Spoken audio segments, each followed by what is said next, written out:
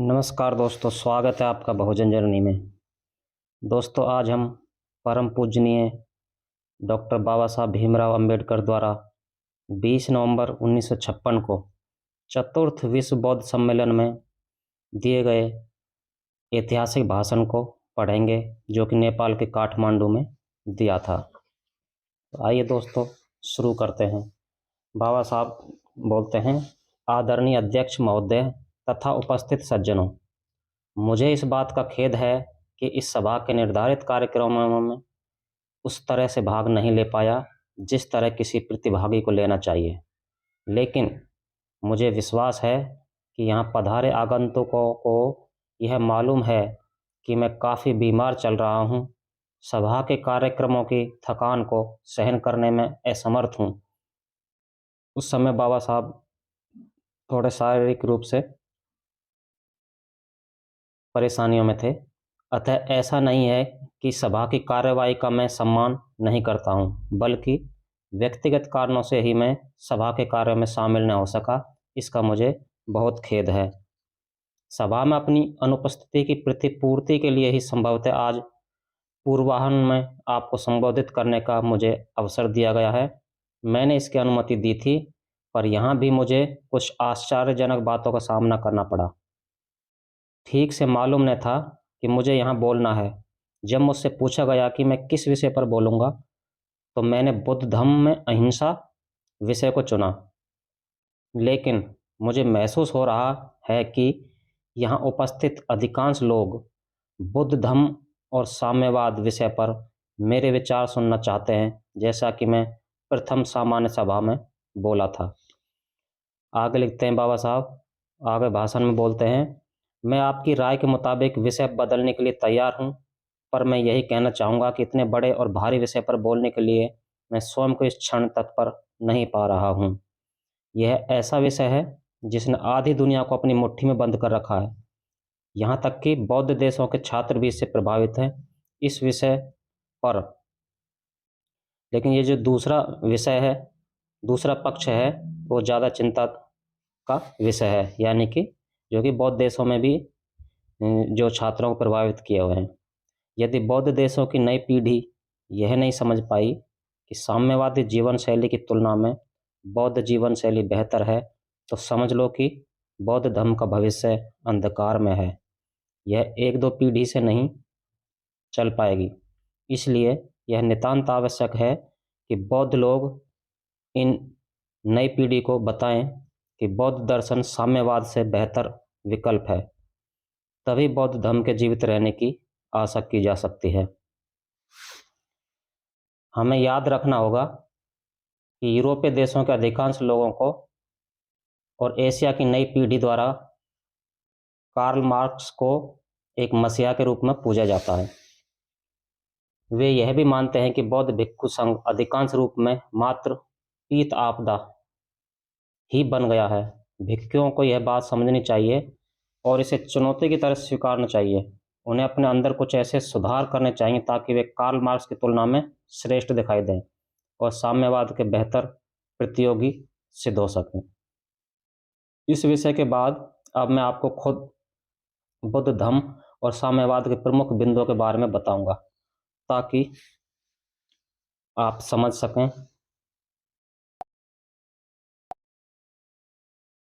सकें कि उनके सिद्धांतों में क्या समानताएं और असमानता हैं। इसके अलावा कि क्या बौद्ध जीवन दर्शन ज़्यादा स्थायी है या कम्युनिस्ट जीवन शैली, मैं इस विषय पर भी बात करना चाहूँगा। यदि कोई राह मंजिल तक नहीं जाती तो उस पर चलने का कोई फ़ायदा नहीं।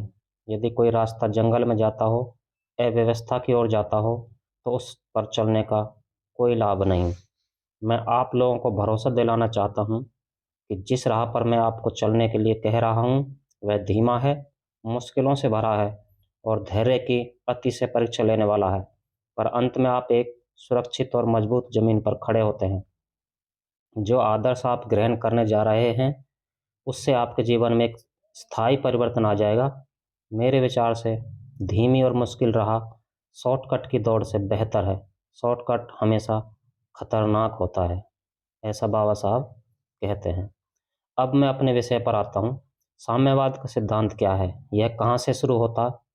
कम्युनिज्म का सिद्धांत इस विचार पर आधारित है कि दुनिया में शोषण है, अमीर गरीबों का शोषण करते हैं और वे जन सामान्य को गुलाम बना लेते हैं। यह गुलामी कष्ट, दुख और गरीबी का कारण बनती है। कार्ल मार्क्स यहीं से अपना सिद्धांत शुरू करते हैं।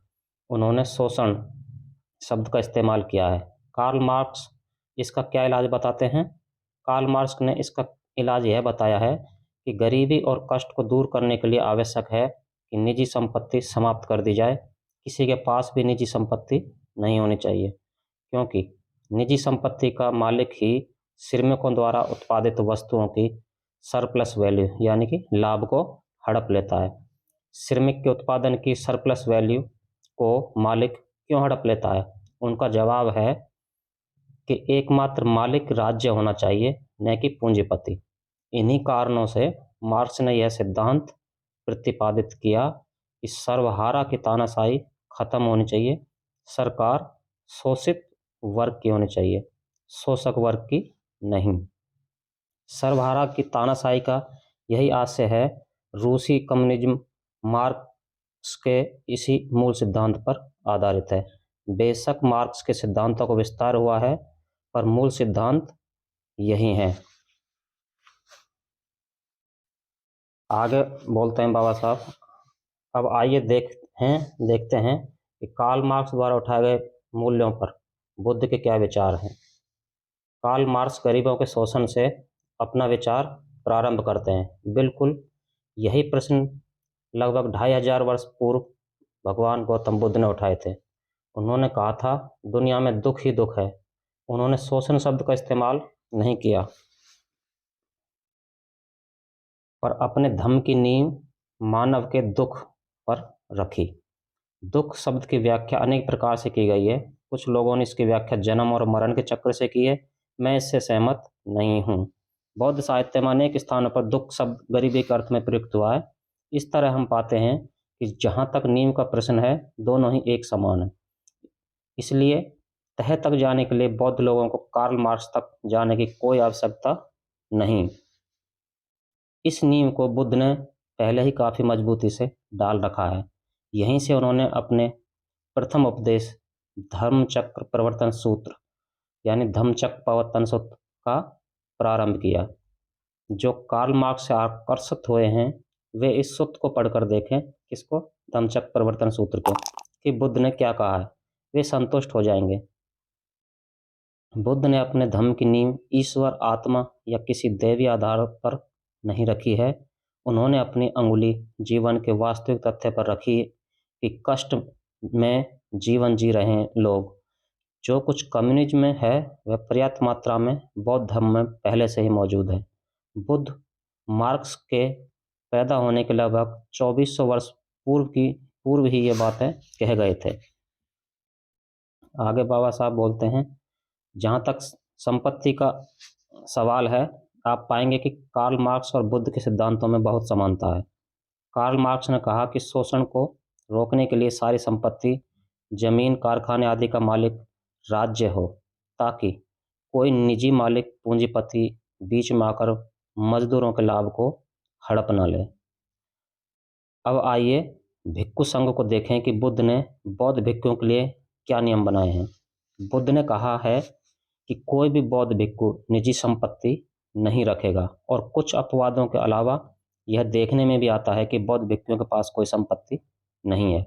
दरअसल भिक्षु संघ के लिए बुद्ध के नियम रूस में कम्युनिज्म के नियमों से ज़्यादा कठिन है। यह विषय अब तक उपेक्षित रहा है, किसी ने इसकी कभी चर्चा नहीं की। संघ बनाने के पीछे बुद्ध का उद्देश्य क्या था? यदि हम इतिहास को देखें तो पता चलता है कि जिस समय बुद्ध अपने धर्म का प्रचार कर रहे थे, उस समय परिव्राजक हुआ करते थे। वे बुद्ध से पहले ही थे। परिव्राजक शब्द का आशय है ऐसा व्यक्ति जिसका परिवार घर छूट गया हो। संभवतः आर्यों के काल में उनके कबीले आपस में लड़ा करते थे। उनमें से कुछ घर द्वार विहीन होकर इधर उधर भटकते थे। उन्हें परिव्राजक कहा जाता था। बुद्ध ने इन परिव्राजकों को संगठित किया और उनके भले के लिए जीवन नियम समझाए। इसका उल्लेख विनय पिटक नामक ग्रंथ में मिलता है। इन नियमों में भिक्षुओं के लिए संपत्ति बनाए रखना वर्जित है। भिक्षुओं को केवल 8 चीजें रखने की इजाजत है। पहला, चीवर, उत्तरासंग और अंतर्वासक, भिक्का पात्र, कमरपट्टा, उस्तरा या ब्लेड, सुई धागा और परिश्रावक यानी पानी छानने का कपड़ा। यदि साम्यवाद में निजी संपत्ति रखने की मनाही है तो बौद्ध धर्म में विनय पिटक के अनुसार यह कठोर निषेध प्रतिबंध है। यदि कोई युवा निजी संपत्ति के प्रतिबंध से आकर्षित होता है तो यह बात तो बौद्ध धर्म में भी मौजूद है। सवाल यह है कि निजी संपत्ति निषेध का नियम किस सीमा तक समाज में लागू किया जा सकता है। यह औचित्य काल, परिस्थितियों और समाज के विकास पर आधारित है। लेकिन जहाँ तक यह सिद्धांत कि निजी संपत्ति निषिद्ध है, अनुचित है, बौद्ध धर्म आड़े नहीं आएगा। जो ऐसा करना चाहे करें। भिक्षु संघ में पहले से ही इसका प्रावधान है। अब बाबा साहब आगे बोलते हैं, अब हम विषय के दूसरे पहलू पर आते हैं। यह वह है कि कार्ल मार्क्स का कम्युनिज्म को स्थापित करने के लिए कौन सा मार्ग ग्रहण करते हैं। यह महत्वपूर्ण प्रश्न है। साम्यवाद से मेरा आशय है कि दुख की कैसी पहचान की जाए और गरीबी कैसे दूर की जाए। इस पर साम्यवादी अपने विरोधियों के प्रति हिंसा, हत्या पर उतारू हो जाते हैं। बुद्ध और कार्ल मार्क्स में यही मूल अंतर है। बुद्ध अपने सिद्धांतों का अनुपालन के लिए समझाने बुझाने, नैतिक शिक्षा और स्नेह का सहारा लेते हैं। वे अपने विरोधियों को प्रेम से जीतते हैं, हिंसा से नहीं। बुद्ध कभी हिंसा की अनुमति नहीं देते हैं, जबकि साम्यवाद में हिंसा की खुली इजाजत है। बेशक साम्यवाद का परिणाम अति शीघ्र दिखता है, क्योंकि जब वे विरोधियों को ही नष्ट कर डालते हैं तो उनके सामने कोई बाधा नहीं रह जाती है। आप अपने सिद्धांत पर चलिए, आप अपने हिसाब से काम करिए। यह बुद्ध द्वारा बताया गया मार्ग है। लंबी और मुश्किल राह है, पर मैं निश्चित हूँ कि यह बिल्कुल पक्की राह है। 2-3 प्रश्न मैं कम्युनिस्ट मित्रों से पूछता रहा हूँ, लेकिन वे कभी भी उनका जवाब नहीं दे पाए। बाबा साहब बोलते हैं मैं 2-3 प्रश्न पूछता रहा हूँ हमेशा कम्युनिस्टों से, लेकिन उसका कभी भी सटीक जवाब नहीं दे पाए। वे स्वयं को हिंसा द्वारा स्थापित करते हैं और उसे सर्वहारा की तानाशाही कहते हैं। वे लोगों को अन्य राजनीतिक अधिकारों से वंचित कर देते हैं। उनका विधायक का कानून बनाने में कोई प्रतिनिधित्व नहीं होता है। लोगों को वोट का अधिकार नहीं रहता। जनता राज्य की द्वितीय श्रेणी प्रजा बनकर रह जाती है। वह सत्ता की भागीदारी नहीं रहती है, यानी सत्ता में भागीदारी नहीं होती है उनकी, जनता की, बल्कि शासित होती है। जब मैंने कम्युनिस्ट मित्रों से पूछा कि जनता को शासित करने के लिए क्या तानाशाही उचित तरीका है, तो वे क्या बोलते, नहीं, हम तानाशाही पसंद नहीं करते। तब मैंने पूछा, फिर आप इसकी अनुमति कैसे देते हैं? यह अंतरिम व्यवस्था कुछ समय के लिए होगी। वे कहते हैं यह अंतरिम समय कितना लंबा होगा, 20, 40 या 50 वर्ष? कोई जवाब नहीं। वे केवल यही दोहराते रहते हैं कि सर्वहारा की तानाशाही किसी तरह स्वतः अपने आप ही समाप्त हो जाए। बहुत खूब, बाबा साहब कहते हैं बहुत खूब, चलो मान लेते हैं कि तानाशाही समाप्त हो जाएगी, पर इसके बाद क्या होगा? इसकी जगह कौन लेगा? लोगों को क्या सरकार की जरूरत नहीं पड़ेगी? उनके पास इसका कोई उत्तर नहीं होता। अब हम देखते हैं कि बौद्ध धर्म में इसका क्या मतलब है। सबसे बड़ी चीज जो बुद्ध ने दुनिया को बताई वह यह है कि हम तब तक लोगों में कोई परिवर्तन नहीं ला सकते जब तक हम उनकी मानसिकता को परिवर्तन ना कर दें। यदि मानसिक परिवर्तन हो गया, यदि कम्युनिस्ट व्यवस्था को लोगों ने प्रेम पूर्वक और ईमानदारी से अपना लिया, तो यह एक स्थायी चीज होगी। लोगों को सुव्यवस्थित रखने के लिए किसी सिपाही या पुलिस की तो आवश्यकता नहीं पड़ेगी। इसके लिए बुद्ध धर्म है। बुद्ध आपको और आपके चिंतन को ऐसा ऊर्जावान बना देते हैं कि आप स्वयं अपने प्रहरी बन जाते हैं। जब मन ही बदल जाता है तो सब चीज़ें स्थायी हो जाती हैं, कोई समस्या नहीं रहती है। कम्युनिस्ट व्यवस्था का आधार बल प्रयोग, हिंसा है। मान लीजिए कल रूस में तानाशाही खत्म हो जाए, जैसा कि परिलक्षित भी हो रहा है, तो क्या होगा? मुझे दिख रहा है कि रूस की जनता राज्य संपत्ति को हथियाने के लिए खून खराबे पर उतार हो जाएगी। इसका परिणाम क्या होगा या इससे क्या सिद्ध होगा? लोगों ने कम्युनिस्ट पद्धति स्वेच्छा से नहीं अपनाई है। वे आज्ञा पालन महज इस भय से कर रहे हैं कि कहीं उन्हें फांसी पर न लटका दिया जाए। ऐसी व्यवस्था की कोई जड़ नहीं होती है। कम्युनिस्ट लोग इन सवालों को जवाब नहीं देते हैं। तब उनकी व्यवस्था का क्या होगा? जब बल प्रयोग बंद हो जाएगा, कोई भी उनके राज के अनुसार नहीं चलेगा। जब तक उनका मन नहीं बदल जाता, तब तक हमेशा ही बल प्रयोग की आवश्यकता रहेगी। बौद्ध धर्म में सबसे बड़ी बात यही है कि उसकी व्यवस्था लोकतांत्रिक है। जब अजातशत्रु के मंत्री बुद्ध को यह बताने गए कि अजातशत्रु वज्जियों को जीतना चाहते हैं, तो उन्होंने कहा था, जब तक वज्जी अपनी परंपरागत व्यवस्था के अनुयायी बने रहेंगे, राजा उन पर कभी विजय नहीं पा सकते।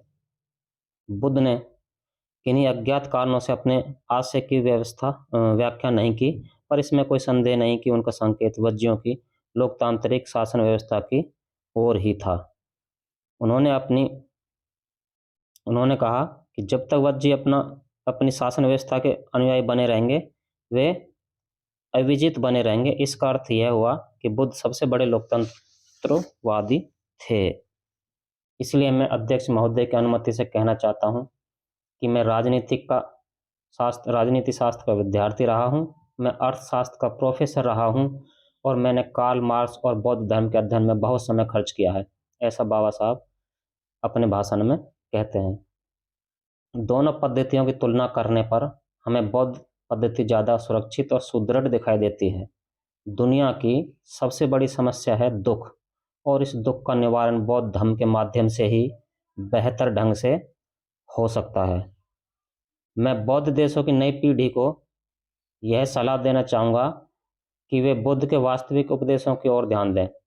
मैं इस निर्णय पर पहुँचा हूँ कि यदि बौद्ध देशों में धर्म की कोई क्षति पहुँचती है, तो इसकी जिम्मेदारी भिक्षुओं की होगी। मेरे विचार से वे अपने कर्तव्यों का ठीक से निर्वाह नहीं कर रहे हैं। वे उपदेश कहाँ देते हैं? भिक्षु अपने खोल यानी कि कोठरी में बंद रहते हैं, एक समय भोजन करते हैं, फिर चुपचाप बैठे रहते हैं। संभवतः पढ़ रहे होते हैं या फिर सो रहे होते हैं।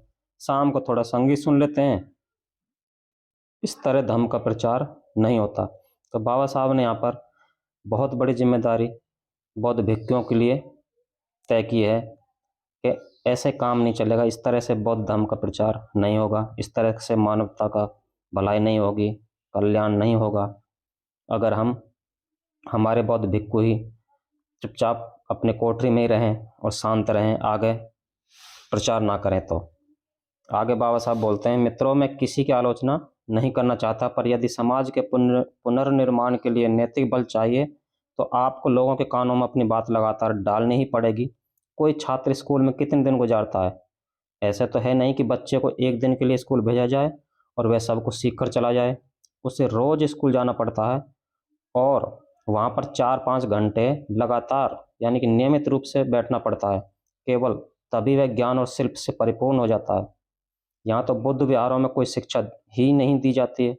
भिक्षु लोगों को न तो विहारों में बुलाते हैं, न ही उन्हें उपदेश देते हैं और न ही कोई नैतिक शिक्षा ही देते हैं। आगे बाबा साहब कहते हैं, जब मैं श्रीलंका गया था तो मैंने वहाँ के लोगों से कहा कि मैं यह देखना चाहता हूँ कि उनके भिक्षुओं के पास बाना लिबास यानी चीवर उपलब्ध है। 11 बजे वे मुझे एक जगह ले गए। एक भिक्षु वहाँ आया और अनेक स्त्री पुरुषों ने उसके पैर पानी से धोए। वह एक छोटे चौकोर आसन पर बैठ गया। न जाने उसने क्या कहा और फिर 2 मिनट में ही चला गया। यानी कि बाबा साहब यहाँ पर अति दुखी हैं कि देखिए हमारे बौद्ध भिक्षु ही ठीक से अपना कार्य नहीं निभा रहे हैं, बुद्ध की शिक्षाओं को प्रचार नहीं कर रहे हैं समाज में जाकर। तो यहाँ पर बाबा साहब का ये इशारा था। आगे बोलते हैं बाबा साहब इसी भाषण में, आप ईसाइयों के चर्च में जाइए, वहाँ क्या होता है? हर हफ्ते वहाँ लोग इकट्ठे होते हैं, वे प्रार्थना करते हैं, फिर पादरी उन्हें बाइबल को उपदेश देता है। वह उन्हें याद दिलाता है कि यीशु मसीह ने उनके लिए क्या संदेश दिया है। आपको यह जानकर आश्चर्य होगा कि बाइबल की 90% से अधिक शिक्षाएं बौद्ध धर्म से नकल की गई हैं। आप रोम जाइए, वहाँ का मुख्य गिरजाघर देखिए, इसमें आपको बैरूत के उस मंदिर की याद आएगी जो विश्वकर्मा मंदिर के रूप में जाना जाता है। विश्वविज्ञ जिसने बौद्ध धर्म पर पुस्तक लिखी है, चीन में एक धर्म प्रचारक था। उसने आश्चर्य व्यक्त किया कि बौद्ध धर्म और ईसाइयत में इतनी समानता कैसे है। वह यह तो नहीं बत कह पाया कि बौद्धों ने ईसाइयत की नकल की है, और न ही यह कहा कि ईसाइयों ने बौद्ध धर्म की नकल की है। इस समय तो हमें बौद्ध धर्म के प्रचार के लिए ईसाइयत की कुछ नकल कर लेनी चाहिए। लोगों को हर दिन हर क्षण जागरूक रखना होगा कि बुद्ध धर्म एक सुरक्षा प्रहरी की तरह खड़ा है और वह उन्हें गलत राह पर नहीं जाने देगा। बिना यह सब के संभवतः धर्म की क्षति को रोका नहीं जा सकेगा। मुझे लगता है कि बौद्ध देशों में इस धर्म का काफ़ी नुकसान हुआ है, फिर भी इसका प्रभाव व्यापक है, इसमें कोई संदेह नहीं। आगे बाबा साहब कहते हैं कि मैं आपको एक बहुत रुचिकर घटना बताऊंगा। एक बार मैं एक सम्मेलन में शामिल होने के लिए बर्मा गया था। वहाँ लोग हमें एक गांव दिखाने ले गए जिसका वे पुनर्निर्माण कर रहे थे। मैं समिति के कुछ सदस्यों के साथ वहाँ गया था। वहाँ गलियाँ टेढ़ी मेढ़ी और टूटी फूटी थी। समिति ने उन्हें सीधा करने के लिए लोहे के खंभों में रस्सियाँ बांध रखी थी। इस प्रयास में अनेक लोगों की व्यक्तिगत जमीन सड़क में शामिल की जा रही थी। मैंने उन लोगों से पूछा, आप यह कैसे कर पाएंगे? जो जमीन आप ले रहे हैं, क्या उसकी मुआवजा के लिए आपके पास पर्याप्त धन है? वे लोग बोले, किसी को पैसा नहीं चाहिए। लोग कहते हैं कि वो जमीन चाहिए हो ले लो। हमारे देश में बिना प्रतिपूर्ति के यानी मुआवजा के यदि कोई थोड़ी सी भी जमीन ले ले तो रक्तपात हो जाएगा, पर वहाँ पर ऐसा नहीं है। कहाँ पर? म्यांमार में। बर्मी लोग अपनी संपत्ति के बारे में इतने तटस्थ क्यों हैं? वे उसकी जरा भी परवाह नहीं करते। ऐसा इसलिए है कि उन लोगों पर बौद्ध शिक्षाओं का असर है। बुद्ध ने कहा था, अनिच्चावत संखारा। इसका आशय है कि जो कुछ भी आपको दिखाई देता है वह सब अनित्य है, अस्थायी है। अनित्य के लिए क्या लड़ना? कितनी जमीन चाहिए, ले लो। आगे बाबा साहब अपने भाषण को समापन की ओर ले जाते हुए कहते हैं, देवी और सज्जनों, अब मैं अपनी बात को यहीं पर समाप्त करना चाहूँगा। इसे जारी रखने की अब कोई आवश्यकता नहीं है। मैंने आपके सामने अपने विचार रखे। आप कम्युनिस्टों की सफलता के आकर्षण में न पड़ें। मुझे पूरा विश्वास है, यदि हम लोगों में बुद्ध की जागृति के 10वें हिस्से के समान भी जागृति आ जाए तो वही परिवर्तन हम प्रेम, न्याय और भाईचारे के साथ ला सकते हैं। आप सबका बहुत बहुत धन्यवाद। दोस्तों, वीडियो को ज़्यादा से ज़्यादा लाइक, शेयर और सब्सक्राइब करें और चैनल को सब्सक्राइब करना न भूलें। अंत तक देखने के लिए बहुत बहुत शुक्रिया। आप सभी का धन्यवाद। जय भीम, नमो बुद्धाय।